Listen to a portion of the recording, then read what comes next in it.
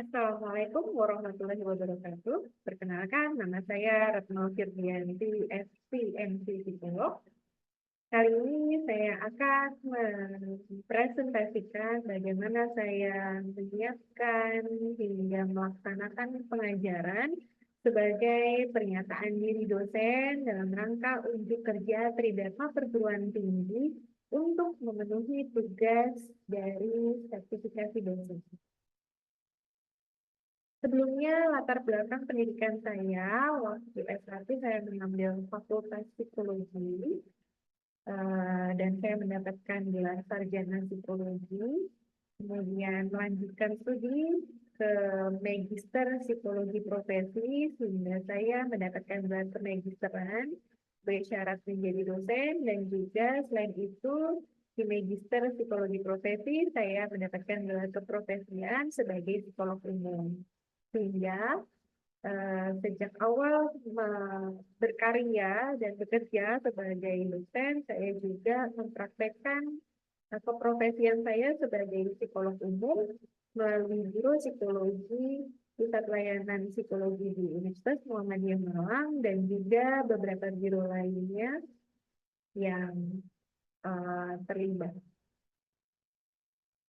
Dalam pengajaran, biasanya saya mengajar di jenjang S1 dan juga jenjang profesi psikologi.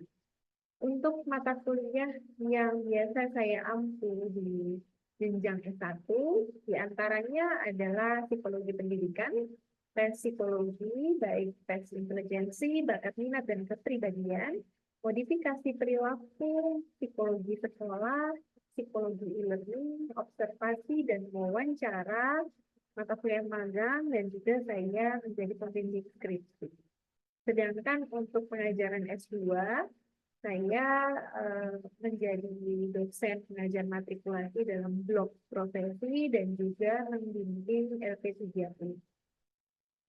Selanjutnya untuk penelitian, tema-tema penelitian yang biasanya saya lakukan dan sekarang juga masih berlangsung, saya cukup fokus pada tema kecerdasan moral, sehingga saya mengembangkan penelitian-penelitian yang berkaitan dengan kecerdasan moral, mulai dari anak usia dini, saya mengembangkan itu simulasi kecerdasan moral untuk anak usia dini, dan juga kecerdasan moral remaja untuk menangani kasus-kasus kenakalan remaja yang juga banyak saya temukan ketika saya menjalankan keprofesian sebagai psikolog pendidikan khususnya.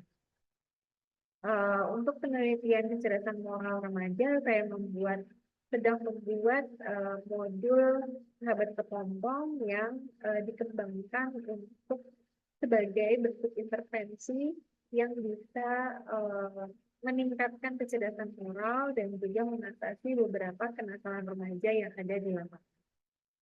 Kemudian kasus-kasus kenakalan remaja lainnya juga terus saya teliti seperti bullying, school refusal, kekerasan seksual, dan lain sebagainya. Serta penelitian yang berkaitan dengan pengukuran psikometri, seperti instrumen pengukuran motivasi siswa, prestasi akademik, motivasi berprestasi, self-regulated learning, dan lain sebagainya. Selain melakukan penelitian, saya juga mengikuti berbagai seminar setiap tahun dan setiap semester, dan juga workshop yang berkaitan dengan keilmuan yang terus saya kembangkan. Selain itu, saya juga aktif untuk mengikuti keorganisasian seperti Asosiasi Psikologi Sekolah Indonesia sebagai anggota, Ikatan Psikologi Perkembangan Indonesia sebagai anggota, Asosiasi Psikologi Pendidikan Indonesia Wilayah Jawa Timur sebagai pengurus, dan juga anggota Himpunan Psikologi Indonesia cabang Malang sebagai pengurus. Kemudian untuk pengabdian saya juga menjadi narasumber pada beberapa acara, mulai dari acara individual yang dipanggil secara individual, diundang secara individual seperti uh, KMM mahasiswa dan juga narasumber pada acara Persatuan Istri Auri, dan juga saya berprofesi sebagai psikolog umum di Pusat Layanan Psikologi UMM serta untuk menangani klien baik individual maupun klasikal di latar pendidikan, industri organisasi, dan juga kesehatan. Mulai dari psikotes rekrutmen, psikotes bakat minat, seleksi, dan juga kasus-kasus individual yang ada di lapangan, seperti kenakalan remaja, masalah adaptasi siswa, dan lain sebagainya. Selain itu, untuk pengabdian, saya juga aktif dalam Pusat Studi Pengkajian Perempuan dan Anak Universitas Muhammadiyah Malang. Di sana, tim dosen biasa berkolaborasi untuk melakukan pengabdian yang bekerja sama dengan Aisyah, TK Aba, Boarding School, dan instansi lain, instansi pemerintahan lainnya seperti DP3A dan lain sebagainya untuk melaksanakan pengabdian dan juga sampai dipublikasikan. Begitu juga dengan penelitian. Kemudian untuk Tridharma Perguruan Tinggi, pengajaran, penelitian, dan pengabdian, saya integrasikan saling melengkapi satu sama lain. Seperti halnya pengalaman keprofesian dalam menangani klien sebagai psikolog umum, khususnya bidang pendidikan, saya terkait kasus-kasus yang saya temukan pada klien-klien yang saya tangani, saya angkat untuk tema-tema pengajaran yang dibawakan ke dalam kelas untuk bisa dibahas melalui metode studi kasus atau case problem yang bisa dipelajari mahasiswa. Sehingga mahasiswa juga belajar tentang fenomena-fenomena terkini yang ada di lapangan. Selain itu, bahan-bahan ilmiah yang saya dapatkan dari berbagai seminar dan workshop yang saya ikuti, juga saya gunakan untuk mengembangkan rencana pengajaran pada setiap semesternya. Sehingga RPS yang digunakan untuk sebelum memulai pengajaran juga disesuaikan dengan perkembangan pengalaman saya dari keprofesian dan juga seminar maupun workshop yang saya ikuti.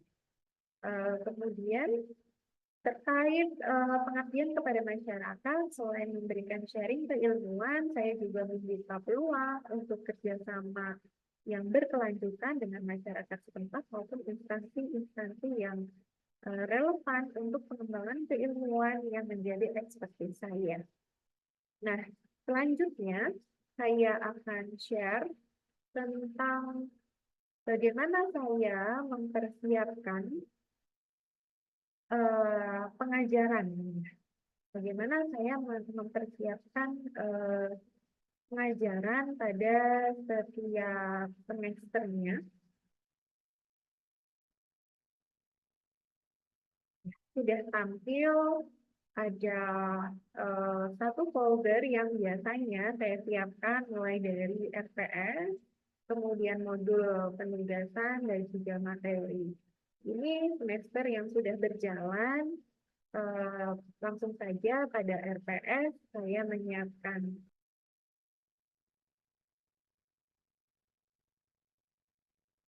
ya.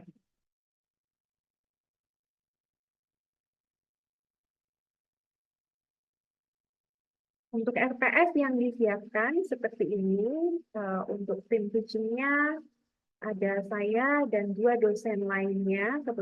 Kebetulan biasanya saya menjadi koordinator untuk mata kuliah psikologi pendidikan. Dalam RPS sudah dirumuskan capaian pembelajaran atau CPL disingkatnya. Dalam hal ini, untuk mata kuliah psikologi pendidikan terdapat 2 capaian pembelajaran, yaitu yang pertama menguasai konsep dan teori ilmu psikologi untuk meningkatkan kesejahteraan masyarakat, meliputi ruang lingkup psikologi pendidikan untuk mata kuliah psikologi pendidikan. Nah, CPL 3 ini atau Expected Learning Outcome di sini disingkatnya ILO, adalah CPL dasar atau biasanya terdapat pada mata kuliah dasar yang diberikan pada semester-semester awal mahasiswa baru. Bobotnya 70% untuk penguasaan teori dasar pada mata kuliah psikologi pendidikan. Sisanya 30% capaian pembelajarannya untuk menerapkan keterampilan berpikir kritis, kemampuan komunikasi, kolaborasi, mengembangkan kreativitas dan inovasi, sikap humanis dan simpatik pada sesama, memanfaatkan data dan teknologi informasi dan kemampuan komputasi logis untuk mewujudkan kesejahteraan di masyarakat. Nah, 30% ini saya rancang bersama tim teaching untuk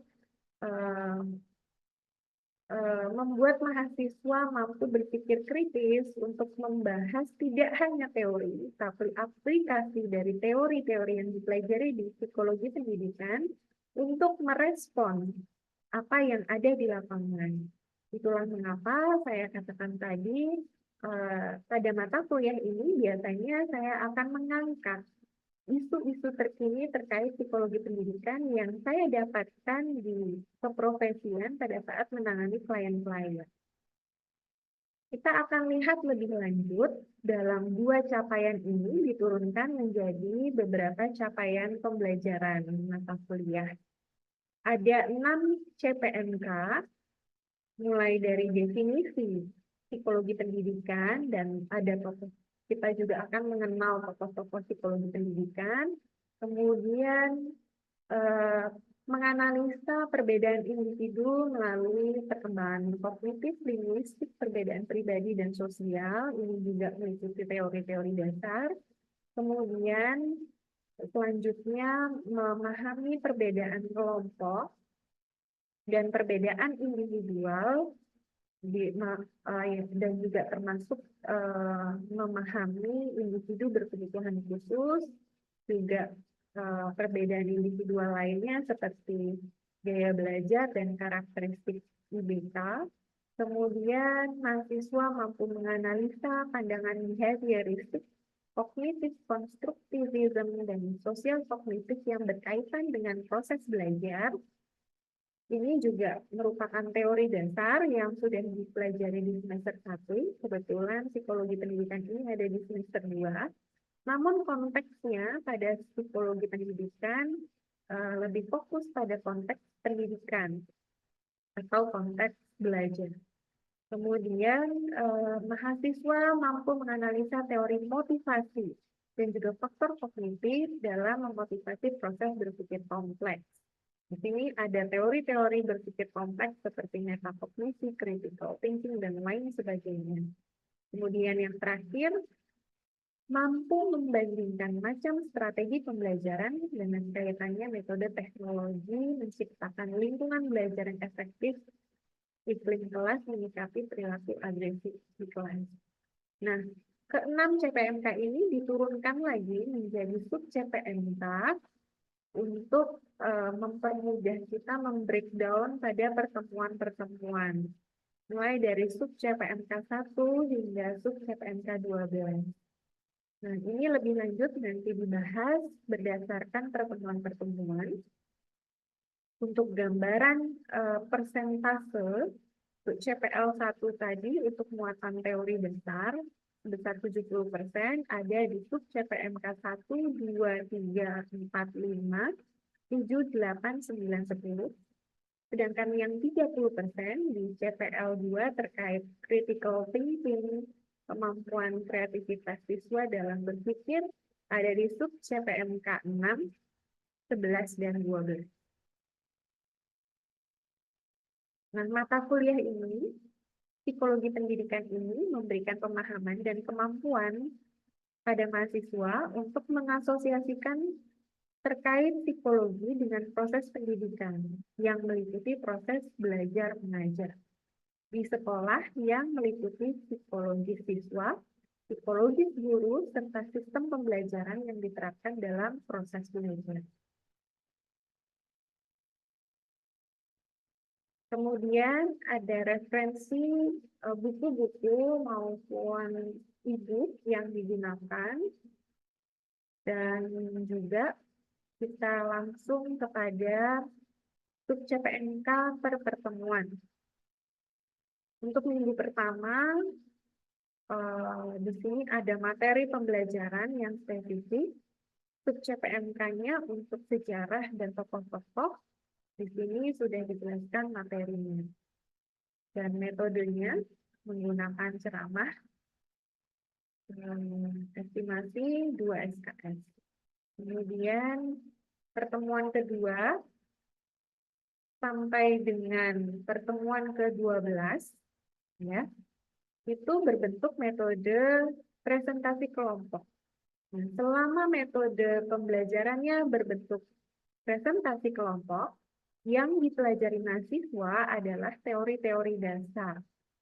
Di antaranya adalah teori sudah dicatat di bagian materi pembelajaran di sini. Ada teori perkembangan Erikson, dari kelompok 1. Di sini sudah ditentukan teori equilibrium, teori zone proximal development, teori perkembangan sosiokultural, teori tahapan moral, dan seterusnya. Sampai dengan pertemuan ke-12 untuk presentasi kelompok. Sehingga ada 15 kelompok yang terbentuk. Namun, untuk tugas presentasi kelompok ini tidak hanya searah atau dalam bahasa yang lainnya, biasanya untuk tugas presentasi kelompok hanya dibebankan kepada mahasiswa yang presentasi dengan feedback yang minimal. Namun, pada psikologi pendidikan juga ada proses feedback dan evaluasi, dan dosen juga menyiapkan material atau bahan sebagai pembahasan sehingga mahasiswa tidak dilepas begitu saja untuk merangkum pemahaman mereka. Nah, penjelasan tentang bagaimana ketentuan tugas kelompok sudah ditentukan dalam modul. Namun sebelum kita berpindah membahas modul penugasan, izinkan saya untuk menyelesaikan penjelasan materi. Untuk IPS sendiri, ini berbentuk ujian tulis, soal menganalisa, ujian tulis yang berbentuk pilihan ganda. Untuk materinya mulai dari pertemuan pertama sampai dengan pertemuan ke-7. Sementara untuk bobotnya ada di kolom paling kanan ya. Untuk rangkuman bobotnya juga kita tentukan di rangkuman di bawah dan juga di modul. Nah, setelah presentasi kelompok sampai dengan pertemuan ke-12, metode selanjutnya ada ceramah dan diskusi tentang materi taksonomi Bloom, goals, atribusi, ekspektasi, dan lain sebagainya. Nah, teori ini berkaitan dengan menjelaskan bagaimana proses psikologis dari sisi guru untuk menerapkan pembelajaran kepada siswa. Bagaimana guru menetapkan capaian pembelajaran, bagaimana guru menetapkan metode pembelajaran yang dipakai untuk mengajar di kelas, dan bagaimana peran guru dalam memotivasi siswa sehingga kelas bisa berjalan optimal. Kalau teori-teori sebelumnya lebih menjelaskan dari sisi siswa Untuk memahami individu siswa, maka di pertemuan 13 dan 14 ini lebih kepada sudut pandang guru untuk menyelenggarakan pembelajaran.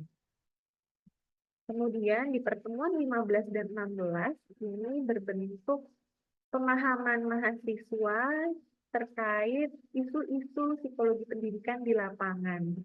Nah, di sini tugasnya mereview jurnal dan juga melakukan studi kasus atau problem based learning atau case study ya, untuk membahas kasus-kasus yang sudah ditentukan, nanti dijelaskan lebih detail di dalam modul, dan kemudian mereka berdiskusi dari hasil review jurnal yang dilakukan secara individual, kemudian secara berkelompok dalam tema tertentu. Mereka membuat poster secara manual. Nah, poster tersebut kemudian dibuat walking gallery atau pameran yang nantinya akan dinilai atau dinilai oleh mahasiswa atau teman-teman yang lainnya.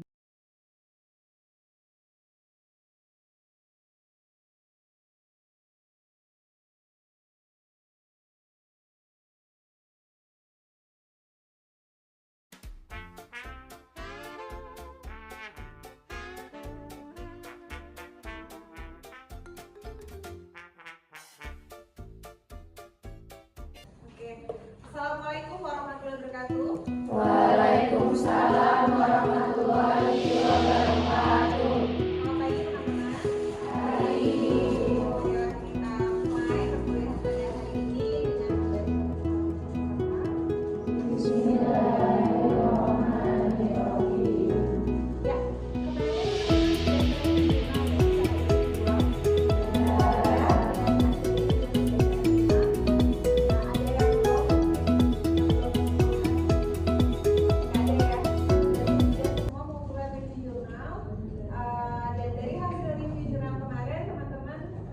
ya, berkelompok untuk mendiskusikan.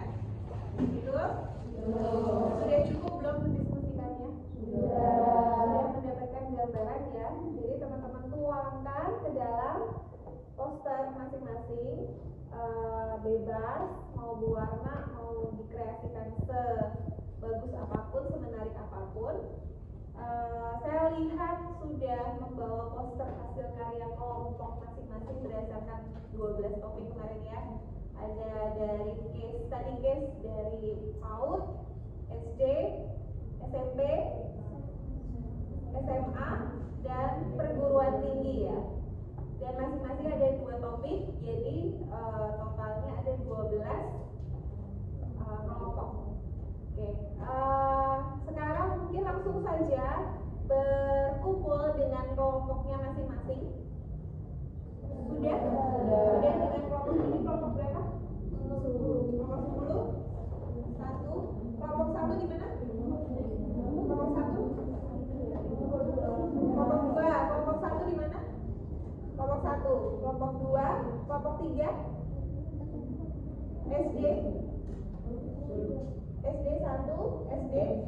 Sebelum ditempelkan ya, saya kasih waktu 5 menit ya untuk memfiksasikan posternya masing-masing. Ya, 5 menit dari sekarang.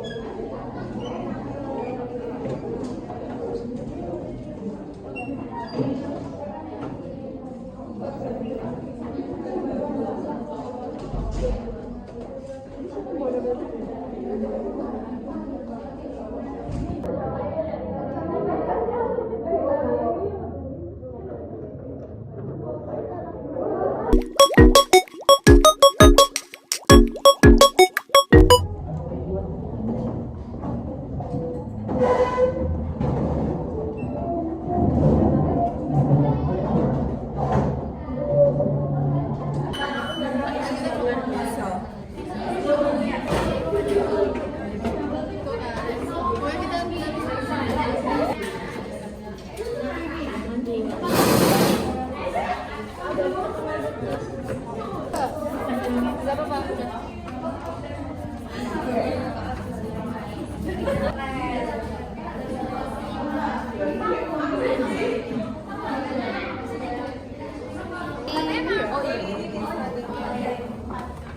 Oke.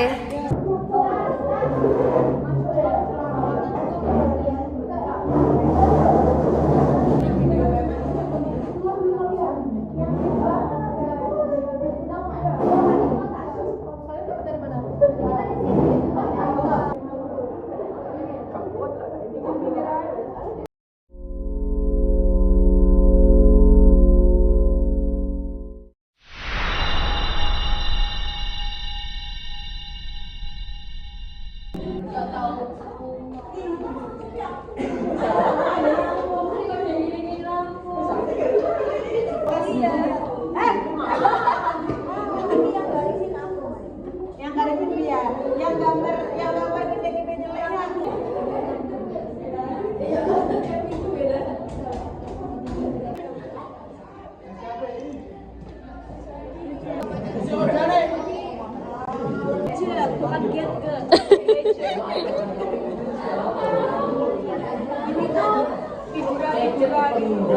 Ini kebanyakan figurannya.